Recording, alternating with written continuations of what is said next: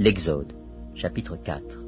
Moïse répondit et dit, voici, ils ne me croiront point, et ils n'écouteront point ma voix. Mais ils diront, l'Éternel ne t'est point apparu. L'Éternel lui dit, qu'y a-t-il dans ta main? Il répondit, une verge. L'Éternel dit, jette-la par terre. Il la jeta par terre, et elle devint un serpent. Moïse fuyait devant lui. L'Éternel dit à Moïse, étends ta main, et saisis-le par la queue. Il étendit la main, et le saisit, et le serpent redevint une verge dans sa main. C'est là, dit l'Éternel, ce que tu feras, afin qu'ils croient que l'Éternel, le Dieu de leur père, t'est apparu, le Dieu d'Abraham, le Dieu d'Isaac, et le Dieu de Jacob. L'Éternel lui dit encore, mets ta main dans ton sein. Il mit sa main dans son sein, puis il la retira, et voici sa main était couverte de lèpre, blanche comme la neige. L'Éternel Dieu dit, remets ta main dans ton sein. Il remit sa main dans son sein, puis il la retira de son sein, et voici, elle était redevenue comme sa chair. S'ils ne te croient pas, dit l'Éternel, et n'écoutent pas la voix du premier signe, ils croiront à la voix du dernier signe. S'ils ne croient pas même à ces deux signes, et n'écoutent pas ta voix, tu prendras de l'eau du fleuve,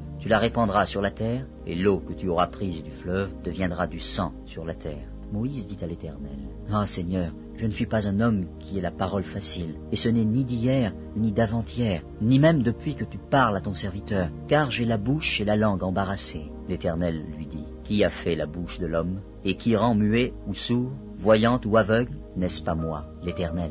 Va donc, je serai avec ta bouche, et je t'enseignerai ce que tu auras à dire. Moïse dit, ah Seigneur, envoie qui tu voudras envoyer. Alors la colère de l'Éternel s'enflamma contre Moïse, et il dit, n'y a-t-il pas ton frère Aaron, le Lévite? Je sais qu'il parlera facilement. Le voici lui-même qui vient au-devant de toi, et quand il te verra, il se réjouira dans son cœur. Tu lui parleras, et tu mettras les paroles dans sa bouche, et moi je serai avec ta bouche et avec sa bouche, et je vous enseignerai ce que vous aurez à faire. Il parlera pour toi au peuple, il te servira de bouche, et tu tiendras pour lui la place de Dieu. Prends dans ta main cette verge avec laquelle tu feras les signes.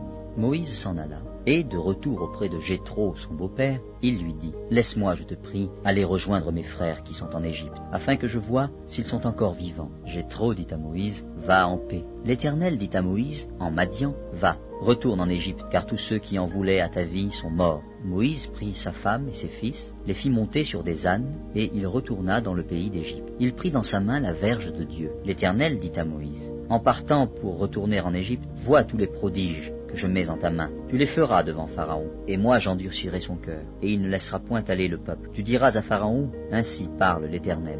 Israël est mon fils, mon premier-né. Je te dis, laisse aller mon fils, pour qu'il me serve. Si tu refuses de le laisser aller, voici, je ferai périr ton fils, ton premier-né. Pendant le voyage, en un lieu où Moïse passa la nuit, l'Éternel l'attaqua et voulut le faire mourir.